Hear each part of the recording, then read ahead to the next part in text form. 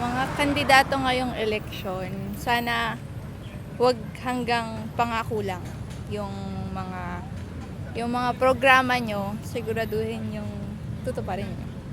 Yan. Sana maging honest sila, huwag sila mandaya, at yung mga sinasabi nila ng plataforma nila, gawin nila. Gusto ko sabihin sa kanila kapag nandun na sila sa pwesto is gawin nila yung tama at hindi sila mandaya. Kasi ang dami ng tao na lahat halos ng politiko ngayon, kurakot, saka may binubulsa, tapos hindi naman for the greater good ng society yung ginagawa nila. Ano lang, para sa kanila lang yon for personal gain lang. Tapos, ang dami pa pwedeng areas of improvement dito. Sana mapansin nila yung transportations, yung education, hindi lang puro military, kasi nakafocus tayo sa military ngayon. Oh, granted, madaming digmaan ngayon, madaming conflicts ngayon ng Pinas, pero hindi lang naman yun yung social issue at yung hindi lang naman yun yung kailangan na isolve na problema ngayon sa bansa. Panindigan yung kampanya. Tsaka hindi naman natin kailangan ng mga servants, kailangan natin ng genuine leaders na magsusulong ng interes ng oppressed classes ng lipunan. Yun lang.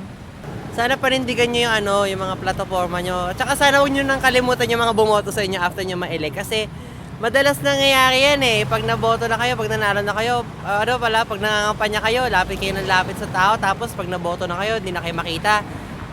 Huwag nyo kami kalimutan ha.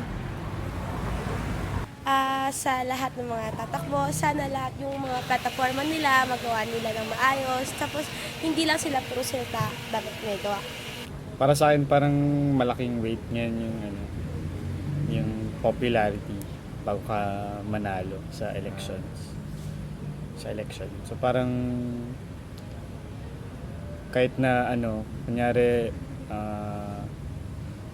kunyari dahil lang sa pangalan mo, parang mas malaki na yung chance mo manalo. Hindi dahil kung ano ka or ano yung mga pinaglalaban mo or ano yung mga nagawa mo na or mga tunay mong priority, parang yan. Parang laging na-overshadow yung mga yan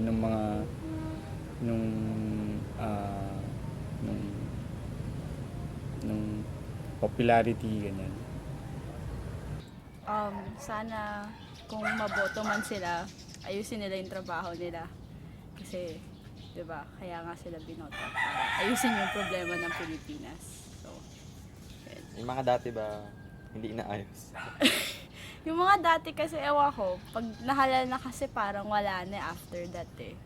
So, sana this time, kahit nakakasawa ng bumoto, sana ayusin talaga nila.